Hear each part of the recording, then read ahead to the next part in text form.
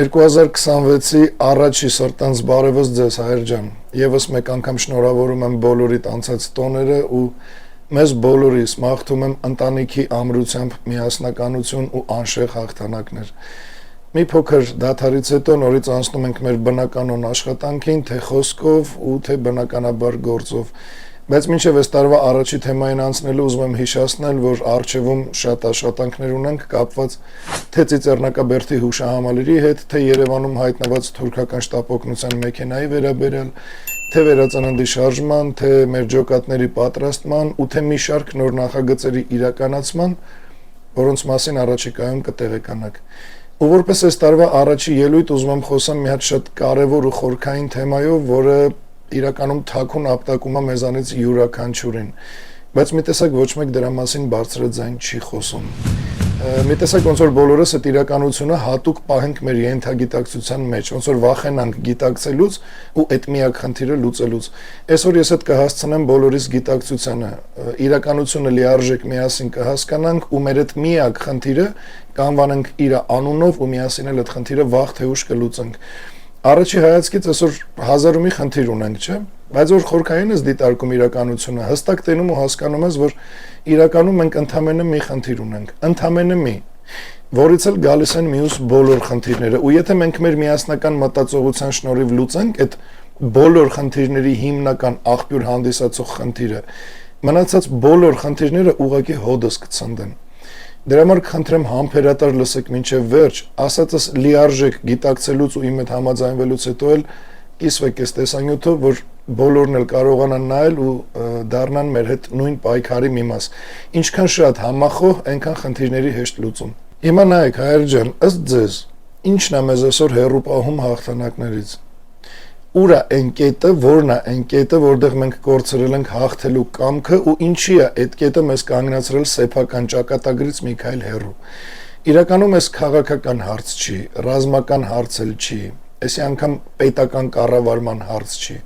Այս հոգեբանական ազգայնական հարց է, ու եթե մենք չգիտակցենք այդ իրականությունն ու չպատասխանենք այդ իրականությանը, կարաք վստահ լինեք, որ այլևս ոչ մի ռազմավարություն, ոչ մի դաշնակից, ոչ մի ծրագիր չի աշխատելու մեր օգտին ու մեզ չի փրկելու, որովհետև ոչ մի պետություն չի կարող հաղթի արտաքին թշնամուն, մինչև չհաղթի ներքին թշնամուն, ու մեր ներքին թշնամին այսօր մենակ մենք ենք, անավարտ, կիսատ, անորոշ, հոգնած, կոտրված, բայց այն որ մի կերպ կենդանի։ Մեր ամենամեծ խնդիրը 2020-ից մինչև հիմա, մինչև 2026-ը, ոչ թե Զենքն է, ոչ թե Սերժն ու Ռոբերտն են, ոչ թե Լևոնն ու Նիկոլն են, ոչ թե Պուտինն ու Ալիևն են կամ Թուրքիան, Իսրայելը մեկը մյուսը, այլ մեր մտածողության կառուցվածքը, որից էլ այո, ծնվում ու գոյատևում են հակահայ ու պետականակործան ռեժիմները ներսում ու լկստված թշնամի պետությունները դրսում իրենց այդ գերագույնների դեմքերով, ես իրենց խավարի բանակ եմ անվանում։ Ու մեր բոլորիս այդ մտածողության կառուցվածքի հետ կապված եկեք սկսենք ամենածանր ճշմարտությունից։ Մենք որպես հայ ազգ այսօր չենք պարտվում սահմաններում կամ դիրքերում, մենք չենք պարտվում ուժով։ Մենք պարտվում ենք մեր մտքի մեջ, մեր մտքի թուլությամբ։ Իսկ այդ թուլությունը տարբեր հակահայ քարոզչական ապարատներ ուղղակի արհեստականորեն մցրել են բոլորի ուղեղի մեջ ու շատերը չեն պայքարել դրա դեմ, այլ ուղղակի այդ արհեստական միտքը ավտոմատ կերպով ընկալել են որպես իրականություն։ Ու այսօր, որ մենք ամեն օր պարտվում ենք, մենք չենք պարտվում ոչ ներքին թշնամուն, ոչ արտաքին, մենք պարտվում ենք հենց մեր անվստահությանը։ Այսօր մեր ամենամեծ խոչընդոտը ոչ թուրք-ադրբեջանական մեքենան է, ոչ ռուսական ճնշումն է, ոչ էլ ներսի դավաճաններն են։ Մեր ամենամեծ ու միակ խոչընդոտը մեր մեջ ձևավորված պարտվողի ծրագրավորումն է, որը տարիներով կառուցվել է հետևյալ ձևով, որ մենք փոքր ենք, մենք չենք կարող, մեզ չեն թողի, մեր հետ միշտ սենց է լինելու, ով ենք մենք ընդհանրապես ու նմանատիպ ադրբեջանանպաստ, կրեմլանպաստ, թուրքանպաստ ու հակահայկական նախադասություններ։ Չնայած սրանք զուտ նախադասություններ չեն, սրանք կոնկրետ թունավոր կոդեր են, որոնք այնքան խորն են ներթափանցել, որ շատերի համար դարել են չակերտավոր իրավիճակի սթափ գնահատում։ Այն որ այդ հակահայկական թեզի վրա հենվողները ասում են, թե իբր իրանք ռեալիստ են ու ռեալ են դատում։ Չէ, եղբայրներ ու քույրեր, այդ չի իրականությունը, այդ չի ռեալ դատողությունը։ Որովհետև իրականում այդ ամեն ինչը ազգի վնասված ողնաշարն է, որը ամենաուժեղ զենքն է մեր դեմ, մեր ինքնության դեմ, մեր պայքարի, մեր պատմության ներկայի ու ապագայի դեմ։ Դրա արդյունքում է, որ այսօր գլոբալ առումով մենք չունենք ինտեգրված ինքնություն։ Հաղթանակը երբեք չի սկսվում մարտի դաշտում, հաղթանակը սկսվում է այն պահին, երբ ազգը հստակ ձևակերպում է, թե ինքը ով է։ Իսկ մենք այսօր ունենք առնվազն 3 հակասող ինքնություն։ Մեկը ցավի ինքնություն, որ մեզ միշտ սպանել են, մեզ կոտորել են, լացուկոց եւ այլն։ Մյուսը դատարկ հիմքի վրա չակերտավոր քաղցրացման ինքնություն, մենք լավ ժողովուրդ ենք, մեզ պետք է խաղաղություն եւ այլն։ Մենք մեզ կարան գովանք իրական հիմքերի վրա, բայց այսօրվա այդ թվացial քաղցրությունը ինքներս մեր հանդեպ հիմնված է փուչ հիմքերի վրա։ Դրա համար էլ հենց ուզում ես հենվես, քանդվում է, ընկնում ես մեջը ու ասում ես այսօր եմ ընկել։ Ու հաջորդը սփյուռքային ինքնություն, որ մենք աշխարհի քաղաքացիներ ենք, ոչ թե տեղական ազգ, ու դա դարձրել ենք դոգմա։ Ու ես էլ ասում եմ ընդամենը 3 ինքնություն, որ խորանակ շատ ավելի հակասական ինքնություններ ինքներդ կարաք թվարկեք։ Ու ամենամեծ ցավը այս ամեն ինչի մեջ գիտեք որն է, որ այդ բոլոր ինքնությունների մեջ չկա հաղթողի ինքնությունը։ Երբ ազգի ինքնության հիմքը կառուցված է հետագայում հնարավոր փախուստի, տարատեսակ վախերի կամ հարմարվելու տրամադրության վրա, այդ ազգը երբեք չի կարող հաղթի, որովհետև հաղթանակը հոգեբանության հարց է, ոչ թե զենքի։ Մենք չենք հաղթում, որովհետև չենք հավատում մեր իրավունքին, մեր հաղթելու իրավունքին։ Կա մի հատ բոլորի հոգեբանության մեջ խորը ներծծված գաղափար, փդած գաղափար, որը մեզ ամեն անգամ ու ամեն հարցում տանում է պարտության, ու այդ գաղափարը ձևակերպվում է հետևյալ նախադասությամբ, որ այլ ազգ չի մնացել, բոլորը դեգրադացված են, ստեղ մարդ չկա եւ այլն։ Ու հենց այդ է հիմնականում նպաստում, որ հայը չի գիտակցում, որ իրավունք ունի հաղթելու, որ ինքը միշտ պետք է հաղթի, որ պարտությունը երբեք չի կարող միաձուլվի հայ մարդու էությանը ու իր առօրյայի հետ։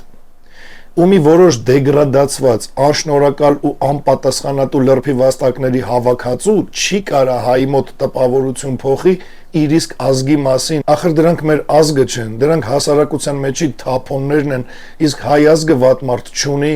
Այսինքն, եթե ինքը վատն է, ինքը կարող է ազգությամբ հայ է, բայց էությամբ իմ հայը չի կարող լինի վատ։ Դրա համար այդ որոշ բիոթափոնների գոյության փաստի վրա մի հիմնվեք ու դրանից ելնելով մի ասեք, որ ազգ չի մնացել։ Դրանք երբեք էլ մեր ազգը չեն եղել, դրանք ուղղակի հայ անվան տակ մեր հասարակության մեջ օդու տրամադրություն պղտորող երևույթներ են։ Այդ չի իմ հայ ազգը, այն որ կարան երեխա քրֆեն, այն որ կարան աչ ու ձախ մեր քրֆեն, առանց պատասխանատվության սրա նրան ֆեյքերից չգիտեմ, դրանք ինձ ինչ ազգ, ձեզ ինչ ազգ, հայ մարդիկ։ Դրա համար կարծում եմ սա հասկանալի է, ու ել մի մտածեք, որ ազգ չի մնացել, դուք ազգ չեք, դուք ձեր մեջ մի հատ նայեք։ Եթե դուք կաք, ես էլ կամ, ուրեմն չի վերացել, ու մերպես նայեք ինչքան մարդ կա, մենք հաստատ ավելի շատ ենք, քան այս բիոթափոնը, այս աղբը։ Այ հենց այդ աղբի բուծման արդյունքում էլ է, որ ահագին մարդ մտածում է ինքը էլ չի կարող հաղթի, որովհետև էլ մարդ չկա։ Ու այդ նրա արդյունքն է, որ որոշ վիժվածքներ տասնամյակներով մեզ սովորացրել են հավատալ, որ հաղթանակը կարող մենակ հրաշք լինի, որ մեր երկիրը մենակ ողբերգությունն է, որ պետությունը մենակ վնաս է քաղաքացուն ու օգուտ է իշխանավորին, ու որ ազգային պայքարը մենակ զոհ է։ Ու մի հատ ձեր շուրջը նայեք, թե քանի հոգի են այդ կեղծ քարոզները ընդունել որպես իրականություն ու արդյունքում հիասթափվել են թե պայքարից, թե պետություն հասկացողությունից ու երբեմն էլ հենց հայրենիք մտքից։ Որովհետև երբ ազգը իր հաղթանակը տենում է որպես մի հատ արտառոց երևույթ, այդ ազգը դառնում է երբեք չհաղթող ու միշտ պարտվող։ Բայց ես ուզում եմ իմանաք ու վստահ լինեք, որ հաղթանակը չի գալի հրաշքով, հաղթանակը գալիս է մարդուց, ով գիտի ինքը իր արժեքը, իր ազգի արժեքը ու իր պոտենցիալը։ Մենք այսօր հեռու ենք հաղթանակից, որովհետև չունենք միասնական ռազմավարական կամք։ Ազգը հաղթում է ոչ թե երբ բոլորը համաձայն են, այլ երբ բոլորը ունեն մի ուղղություն, թեկուզ եւ տարաձայնություններով։ Բայց մենք ինչ ունենք այսօր։ Հազարավոր իրարամերժ ուղղություններ, ամեն մեկը իր դրոշն առած քշում է առաջ։ Ասում ես եկեք համախմբվենք, ասում եմ մենք արդեն այս ինչին կամ այն ինչին ենք միացել։ Ոստեղ հայի ճակատագրի ամենամեծ փոսերից մեկն է, որ իրանց ասած այդ այս ինչը կամ այն ինչը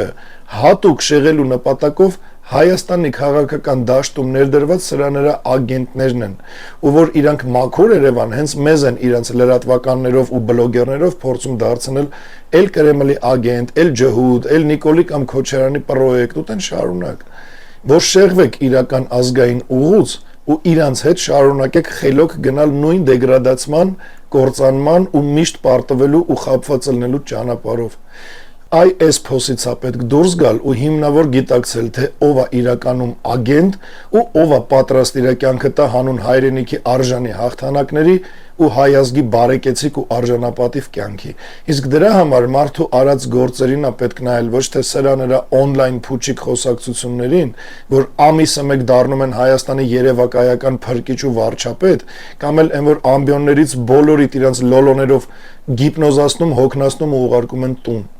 Այս իրականության մեջ, այս վիճակով մենք միշտ ունենալու ենք հիմնավոր ու անհիմար գաղափարների վեճեր, ոչ ավելին, որովհետև մենակ այդ է հիմա հնարավոր ու այս վիճակով որևէ հաղթանակ ուղղակի հնարավոր չի գրանցել, ոչ մի առումով։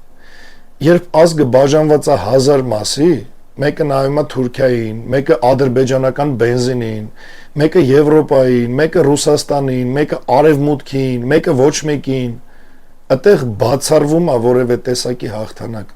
Ու այսօր մեր ամենամեծ պարտությունը հենց այս է։ Մենք չունենք միացյալ ռազմավարական սուբյեկտ։ Մեզ բաժանել են անհատների, որտեղ ամեն մեկը ունի իր ճշմարտությունը, ու դրա համար է, որ ոչ մեկ չի կարող միանա ազգային ճշմարտությանը, վերածննդի շարժմանը։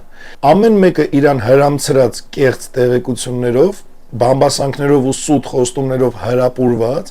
այդ հրապուրողի դրոշակը բռնած գնում է դրա հետևից ու տենց էլ չի հասկանում, որ այսքան գնում է, մեկը տեղ չի հասնում։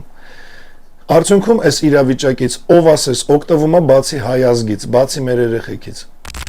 Ու մի պատճառել ասեմ, թե ինչի ենք մենք այսօր հեռու հաղթանակից, որովհետև հայեր ջան, ձեզ միտումնավոր հոգնածրել են։ Իրականում դուք ուղակի հոգնած եք, հոգնած ոչ թե պայքարելուց, այլ կեղծ առաջնորդներից, դուք հոգնած եք սուտ խոստումներից, սուտ փրկիչներից,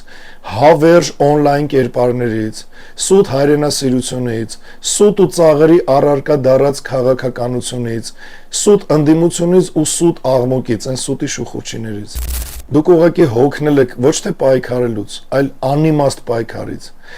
Ու այս դարել է ազգային հոգեբանական ավերածություն։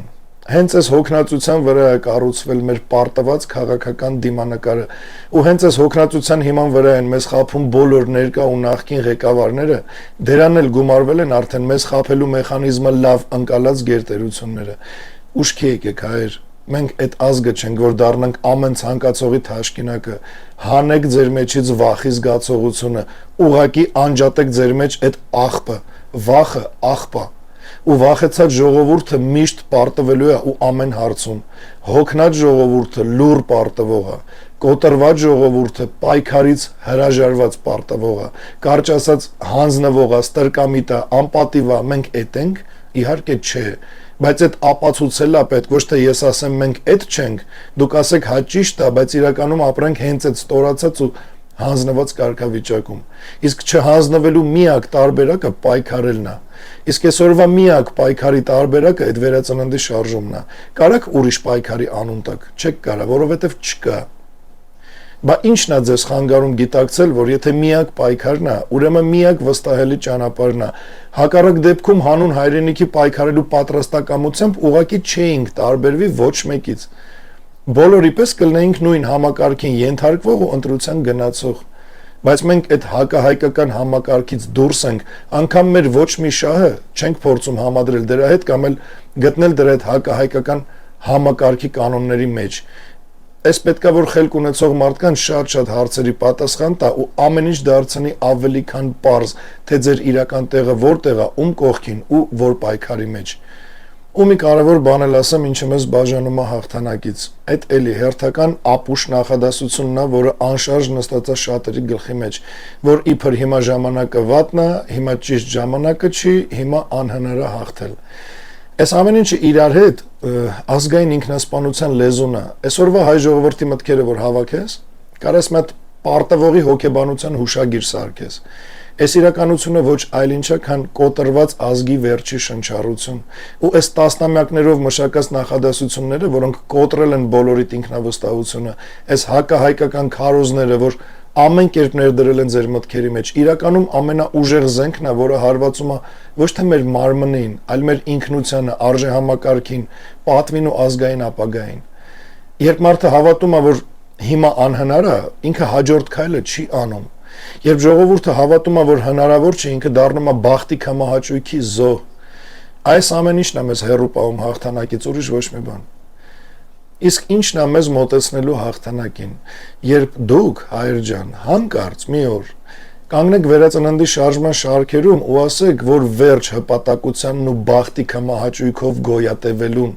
որ ես չեմ ծնվել պարտվելու ու զուտ գոյատևելու համար, այլ ես ծնվել եմ բարեկեցիկ ու արժանապատիվ կյանքով ապրելու համար, ու ես ապրում եմ մենակ մի բան անելու համար, միշտ ու անընդհատ հաղթելու, ու այդ հաղթանակներովս էլ ավելի ամրապնդելու Հայաստանն ու հայ ազգի միասնականությունը։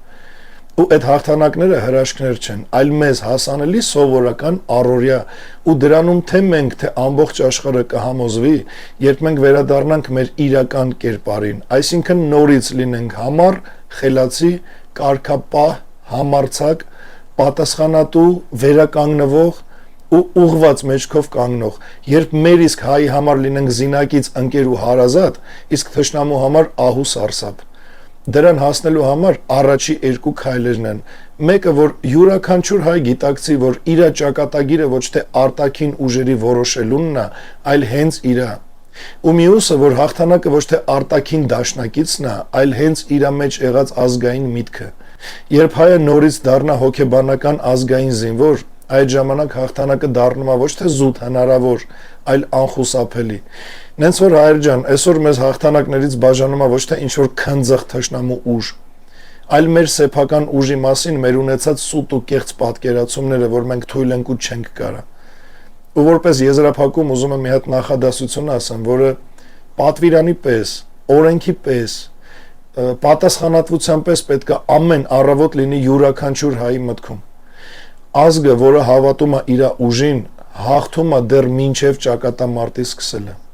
Սա միշտ կրկնեք ու այնքան մինչև զգաք, որ ձեր մեջ ձեր իսկ ուժի հանդեպ հավատը այլևս անբեկանելի է։ Այդ ժամանակ ինքներդ կզգաք, որ ձեր տեղը վերածննդի շարժման շարքերում է, ոչ թե քվեաթերթիկ լրացնողների։ Ու ամենավերջում նորից պետք է դիմեմ բոլորիդ խնդրանքով, որ աջակցեք Լույսի բանակին վերածննդի շարժմանն ու Սիրիուս ջոկատին, հաշվեհամարները տեսանյութի վերջում կտեղադրվեն։ Հաջորդ հանդիպմանն էլ արդեն ձեզ կներկայացնեմ առողջապահության նախարարություն կոչված դախլի պատասխանը, որը ուրիշ ձև ուղղակի հնարավոր չի անվանել։ Կտենակ մեջը ինչ հողում են անում ու այդ իրանց համար ուղղակի պետական առումով ինքնահուղարկավորումը։ Համել կներկայացվի ԱԱԾ-ի հակադարձ ու Ֆրանսիայի առողջապահության նախարարությանը ուղղված դիմումները։ Այսքանը հայր ջան, լավ մնաք ու բարձրալ նորհնի ձեզ բարձր սիրով, ճշմարտությամբ ու իմաստությամբ։ Մեր կոչը ուղղված է բացառապես էությամբ իրական հայերին։ Սա հայտարարություն չէ բոլորի համար։ Սա ուղերձ է նրանց, ովքեր իրենց ներսում դեռ պահում են չափանիշ, ոչ թե արդարացում։ Նրանց, ում համար հայ լինելը կենսագրություն չէ, այլ դիրք։ Սիրիուս ջոկատում այսօր կանգնած են մարդիկ, որոնք չեն սպասում, չեն բողոքում եւ չեն բարձրաձայնում իրենց արածի մասին։ Նրանք պարզապես անում են այն, ինչ պետք է արվի։ Այդ ճանապարհին մեր մարտիկների համար, ներառյալ նորեկներին, անհրաժեշտ են զրահաբաճկոններ, սաղավարտներ, համազգեստներ եւ մի շարք այլ պարտադիր պարագաներ։ Սա կարիքի մասին խոսք չէ, սա պատասխանատվության մասին է։ Այդ պարագաները պարզապես հանդերձանք չեն, դրանք կարգավիճակ են, պաշտպանվածություն, շարունակականություն։ Դրանք այն նվազագույնն են, որով պետություն չունեցող ժողովուրդը ինքն է ապահովում իր արժանապատիվ ներկայությունը։ Յուրաքանչյուր մասնակցություն այստեղ չափվում է ոչ թե գումարով, այլ դիրքով։ Ով միանում է, դառնում է այս գործի համահեղինակ։ Ով կանգնում է կողքին, նույնանում է գաղափարի հետ։ Սա աջակցություն չէ մարդկանց, սա ներդրում է արժեքի մեջ։ Մենք չենք դիմում բոլորին։ Մենք դիմում ենք նրանց, ովքեր հասկանում են առանց բացատրության։ Նրանց, ում համար այս մասնակցությունը բնական է, հանգիստ եւ ներսից թելադրված։ Շնորհակալ ենք բոլոր նրանց, ովքեր արդեն հասկացել են այս պահի նշանակությունը եւ կանգնել են մեր կողքին, լուռ, արժանապատիվ եւ վստահ։ Մնացածը միշտ ընտրության առաջ է։